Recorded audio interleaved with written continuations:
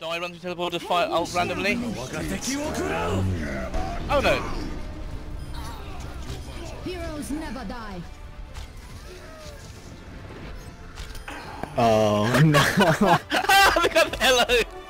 Welcome to Overwatch, and welcome to another episode of Gameplay and Chill. This time we're going to be talking about, well, McCree again, simply because, hey, Jeff Kaplan went and did an interview with Eurogamer that you could probably, I think I'll link it in the description just to be generous to Eurogamer, because I think they're a decent site. So you can go check that out, go read what Jeff said, and just be on the same page, but I'll basically explain it here. In the background you're going to have some Mercy and Zenyatta gameplay, just some lovely support gameplay. Zenyatta's a very interesting hero as well that I think is very underrated, but we'll get onto that in a moment. So let's talk about what they propose to change to McCree, and the answer is, unlike the video that I literally just put out, go figure, I put out a video and then Jeff comes along and says, no, we're doing this. So what I said was, I'd like a cooldown on the right click on the fan the hammer, and instead what they're going to be doing is lowering the damage. So what they want is they're happy with McCree basically being used to kill flankers, so Genji, Tracer especially, I'd say Lucio as well is another prime candidate for McCree destruction, but they're not so happy with him being able to explode tanks. They still want him to have some tools against tanks, so he can still shoot and roll and shoot, but he'll be doing less damage overall. I'm curious to see how that's going to work and how that's going to feel, but it fascinates me. I mean, I remember one time ages ago, McCree had no damage drop off on his gun, and he had no sort of extended reload on his fan the hammer roll, and trust me, I do not miss those days. Otherwise, they've talked a little bit about D.Va, like they're experimenting. Do they want her to be more damage oriented? Do they want her to be more tanky, basically? Honestly, I'd like her to be higher damage. Like, personally, that's where I'd love to see it go. Why? Simply because Winston and D.Va have a lot of overlap, right? So right now Winston and D.Va kind of do the same thing. You want to get into the back line with them, find targets to sort of harass down and isolate and kill. You know, Winston, you want to be jumping on Widowmakers and Mercy, Zenyatta, you jump on them, you just put that reliable damage in, you kill them. You kind of do the same thing with D.Va, right? You fly around, you try and get to the back, you try and just nuzzle up to Widowmakers and Mercies and kill them off, and then you generally sort of try and trade your mech for kills on their team. And oh, Jesus, that poor Widowmaker. I could have saved her. I could have saved her. That's going to haunt me. No, I did save her, because heroes never die, and Widowmaker is, of course, the most heroic of characters. But yeah, it fascinates me because they're going with this damage change, and that's super interesting to me. Now, one thing I've been experimenting a lot with, and as I said in the last video, is the left click. So, I think it's vastly underestimated how powerful McCree's left click is, especially at close range. It's 140 damage, that's really damn strong, and I know there's been a lot of hubbub about Overwatch's hitboxes and headboxes in particular. Someone did a video basically showing that, hey, this is how the hitboxes work, this is especially how it works with projectiles, and there's a bit of leeway on the headboxes there. Personally, I don't mind it too much. I think it's a little bit sloppy, just visually. You know, you could shoot someone next to their head a little bit and it still counts as a headshot. That doesn't, it's a little bit iffy, but it works for gameplay reasons, so I'm willing to let it slide slightly. It just is something to keep an eye on. I think over time they wouldn't mind seeing the hitboxes tighten up just as players get better and better and better and better. Otherwise, I'm curious to see what they do with the other problem child, which is of course Widowmaker. Widowmaker to my mind just takes over games far too much at the moment, especially at the highest level. She's just incredibly powerful, and her uptime on Recon Visor as well is just way too high at sort of the top level of play, so it's a huge issue. And what I'd like to see with Widowmaker is honestly just a very simple change. Well, two simple changes. So step one to me is you reduce the cooldown, the charge rate on her sniper rifle. And when I say increase it, I mean increase it quite substantially, because right now it takes about half a second, if that, to hit enough charge so you one-shot most classes on a headshot. And that's really, really too fast. It means that Widowmaker, if she's good enough, can basically kill an entire team in a matter of seconds. And there's very little you can do about it occasionally. If she's that good, then she will just dominate. And there's no hero like, also this Reinhardt. Just look at this. The point's being taken, but no, I'm going to stand here and barrier a turret, not hitting anyone. I'm being useful. I'm Reinhardt. Don't be that guy. Like, it would have been better if he was on the front line helping the Roadhog do work instead of Roadhog being a big fat punching bag, and also just stopping some of the Widowmaker shots going in, helping our Widowmaker do some work. And our Widowmaker is doing work as well. It's nice to see our Pharah is also doing work. So this is like how I play Mercy, by the way, is we sort of, you know, there's not too much more to talk about in terms of balance until we start seeing it, and other than Zenyatta changes, but we can talk about that when you see some Zenyatta gameplay in a couple of moments. This is sort of how I play Mercy. I'm basically judging everyone else on the team and who's doing damage, who's not. This Reinhardt doesn't really seem to be doing much. He seems a bit lost. I'm trying to get to this Torbjorn. Torbjorn goes down. He gets exploded because there's threats up here. Maybe Reinhardt can go in and find something to kill. No. Okay, but Roadhog's already gone and found a flank. Pharah's already dead. And basically my mindset right here is Widowmaker and Pharah are going to be the things I need to carry this game, basically. But oh no, Widowmaker just got exploded by Genji. It's also a really good perch up there, by the way. This last point in Hanamura is really obnoxious if they have a good team and a Widowmaker is up there, because it's so hard to reach it reliably with the rest of the team just plugging damage into you. And there's their Widowmaker just sniping me out, so I can't do anything anymore. And then the single most frustrating thing in the world.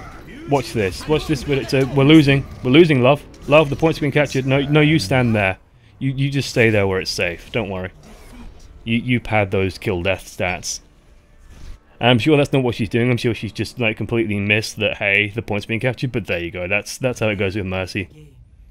Like the comic says, you know, Widowmaker, I want you to carry my grave, not my grave, my coffin to its grave, so you can let me down one last time. But this was a really good fire ult, like Jesus Christ. And notice, see, I get to sort of take a bunch of glory as well, because I was the one healing, but otherwise we're going to go straight to the Zenyatta game. Now, a lot of people have trouble with Zenyatta. You know, how does he fit into a team? Can he solo heal, for example, is a big question I see often as well, because he only heals 30 per second. Often I like to pair Zenyatta with someone like Salty76. Occasionally you pair him alongside Lucio as well. But to me, Zenyatta is vastly underestimated just because he can deal so much damage. And I hear people say like, oh yeah, but he's got orbs and you can dodge the orbs and they don't land very reliably. The orbs travel pretty damn fast. You just got to lead your targets a little bit and you can get some really good results with them. Now, I don't claim to be an amazing Zenyatta, quite the opposite. But he can just shred things, and he's so important as well for dealing with targets like Roadhog and Zarya especially. Characters that you need to just really explode and burst down, because if you leave a Roadhog, he's just going to run off and heal, and Zarya is going to get 200 shields back and another barrier. I can't believe I missed that, but still, easy finish off for me. Hey, Mercy. Hey girl, how you doing? You're low already, and you're dead, and we instantly take this first point, because hey, Zenyatta pairs up really well with Genji, go figure. That's nice sort of story and gameplay mechanics meshing together. And then of course we're going to have the massive problem here. Now this next push is super frustrating, so I think I say, yeah, I press Z and say, hey, my Transcendence is ready. What I'm saying there, and this is one thing I say talk about when I'm sort of saying read your team and read what they kind of want to do. When I say that, I'm basically saying, hey, we should probably just push off the back of this because we've got some kills already. Let's go right in. Okay, no, I've been separated off, but Roadhog's gone to the high ground, which is great. So hold off because I've been cornered. I'm going to Transcendence, and I was expecting everyone to just follow me in, and it's just like, guys, where have you gone? please help, because it's so frustrating. Because Transcendence is super strong, right? The only way you die during Transcendence is if something with super high DPS tunnels into you, or you get one shot. Like that's the only way to get through Transcendence. It's so annoying when someone doesn't follow the obvious cue of, hey, my Transcendence is ready, we're all pushing and we've taken the first point. The most vulnerable time is the second point when it just activates immediately. So getting onto that, and we have two Genji, so getting where we need to be is not a problem. Also, like Pharah, Zenyatta just does dirty things to Pharahs. Like, you can't play Pharah against a good team when there's a Zenyatta around, because you will just get, like, the problems that Pharah has of just getting shot out of the air is just magnified so much. But now we're going to have a real problem, because they have a Zarya on the point. And the issue we're going to have is like an issue that I see happen quite a lot, is basically no one dies on their team. That's partially because they have a Mercy, and partially because they're just turtling very well, and partially because whenever we get a kill, we're just not capitalizing on it very well. Like, we have 2 kills now. Mercy's got 2 kills. Lucio, no, that's a Genji. Genji's going in, but okay, they fired off ultimate, so we should be careful, right? Because they fired off their ults, so we need to have a little bit of caution. Here comes the second Dragon Blade. Can you get a bunch of kills off the back of it? Manages to find Hanzo. We've got a lot of good ultimates. Can we get 1/3? Maybe. No, doesn't look like it. There's the res, and so we couldn't actually capitalize. And what's happening here is kind of interesting. It's because we have the 2 Genjis, and we have a Pharah, and then we have me on Zenyatta and the Roadhog. And also this happens a lot, by the way, when you're playing Zenyatta. And this Roadhog waits far too long because of it. But basically we have a team that doesn't really want to be on the point. They all want to sort of fight around the point, or Pharah wants to fly above it and doesn't really want to be there. Widowmaker wants to be stood a mile back. So it's just me and Roadhog that want to be on the point. And I don't really want to be on the point because I've got 150 hit points. So what the hell can I do here? I'm just trying to like cut off a pathway, but she shrugs that off. But we're going to have an issue here because it's me and Roadhog on the front line. Roadhog's not the best tank here, though we do start swapping up, so we have a McCree now that we can push with. Though Pharah's just come out and no one's dealing with it, no one can hear it. Turn on Dolby Atmos because it gives you so much better positional sound if you're using headphones, and turn up the game volume. And look, that tilts me so hard. If you didn't catch that, McCree just walked past Farah, and it's like, oh hey there, yeah, no, you go back there, you're safe. And see on the kill feed, Farah kills him for it, rightly so, because you shouldn't miss things like that. And it hurts me as a Zenyatta because I'm so reliant on people understanding that, oh, I've heard something behind me, maybe I should just look back there, maybe I should kill that. And I'm also reliant on people capitalizing on these orbs.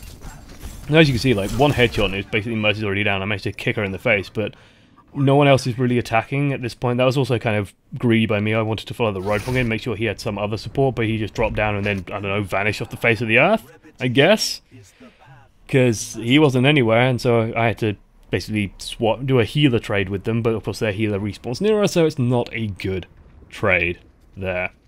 But yeah, the issue that a lot of people have with Zenyatta, of course, is, one, he's inefficient at healing, so Mercy can pick people up very quickly, and Lucio's kind of a little bit brainless in terms of healing. Like, as long as you're near the team and you're hitting amp it up, you'll be healing them fairly reliably. Zenyatta requires your team to work with you a little bit more.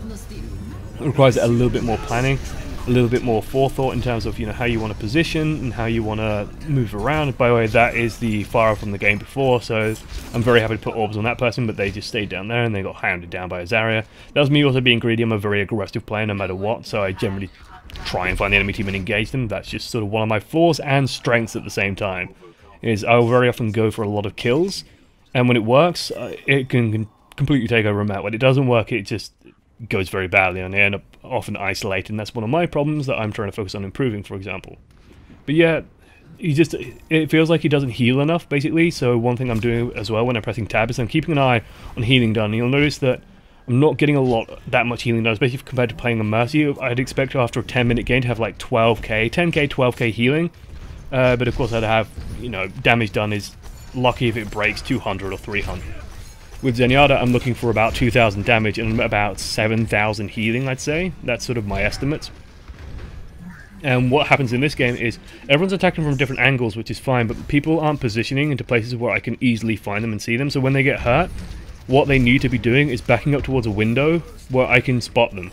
You know, just moving back towards the rest of the team is, and get to a location where I can see. And there was like 2 headshots, so that guy's low. Whoever I just hit there just ate a crap load of damage. Here comes Farah again, because she does this trick every 2 seconds. Jumps in behind the team, Justice rains from above, kills everyone, does get killed off by a rocket trade. Which is good from that guy like that. Soldier 76 / Farah from the Mercy game was playing really well. And this is sort of the thing I noticed as a support is, that guy's doing his job, that guy's doing what he wants to do. And one thing you'll hear me talk about very, very often is the idea of mini objectives, and that Soldier 76 now, his mini objectives are to deal damage to the Farah, to deal damage to the Mercy, and then try and burst down the mate and Zarya whenever he can. But otherwise his job is to basically be the reliable DPS. And here comes Farah again, same trick. I managed to get some damage on, and see, the Soldier 76 does his job, he knows where it's coming from. This is actually a really good ultimate storm by them. By the way, I try and get in position to get the Transcendence onto them, but unfortunately I'm still not sure if Transcendence goes through walls or not, by the way. Like, that's one thing that eludes me. I know that Lucio's heals don't go through walls. I think Transcendence does go through walls, so it doesn't matter as long as you're in the circle, you're getting healed. But there I think Hanzo just got some easy headshots on us thanks to the Graviton Surge, and so just picked us off very, very quickly. And that's certainly why I died, because everyone else was dead, so it's just a lone Zenyatta. Again, hey, hi Farah, hey girl, how you doing? Unfortunately, it doesn't get finished off with that Orbital Discord. Orbital Discord is so good, by the way. Like, it's seriously underrated in terms of how powerful it is, and how good it is for deleting targets like Roadhogs. Like, anything you just need to explode, it's so powerful. It's also really good for just dealing with Traces, for example, because it just reduces her hit points by, well, 30%, so it's more like she has 120, which makes it easy for her to just get exploded very quickly. And hey, hi Mercy. How are you doing, girl? It's high noon. Somehow that didn't kill me. I'm shocked that he let it go that little bit early, because this is actually really important, because I've got a good position here where I can see the enemy team, but I'm a little bit hard to kill. This distance sort of favors me a little bit against this team especially, so now we've got people on the point, I can stay back throwing healing orbs, and this is where Zenyatta is really safe, because I can be a huge impact on the battle, even though I'm a good 30-40 meters away. Like, I can put orbs on the right targets, I can try and, you know, help the Zarya get burst down, I can help this Farah go down nice and quickly, I can help the Mercy get killed off very quickly, I can help keep people alive against May, for example. it's huge. And then when I'm ready to go in, I can just waddle in with the Transcendence, and they make the critical error of, well, backing off the point for like all of 2 seconds. And I think the Soldier 76 also kills off the Mei, who's also on the point, so you do manage to take it in the end. Well played by that guy, especially. Yeah, I've been Josh, is one voice amongst many. This has been a game, play, and chill, talking about the recent changes and the recent interview done by JCap over at Eurogamer. Curious to see how McCree's going to feel after this. I think he's still going to definitely have a place in the game. I'd just like to see him tone down a little bit for the reasons I stated in the previous video, which is just he overshadows too many other heroes right now. Yeah, thanks for watching to the end. Toodles.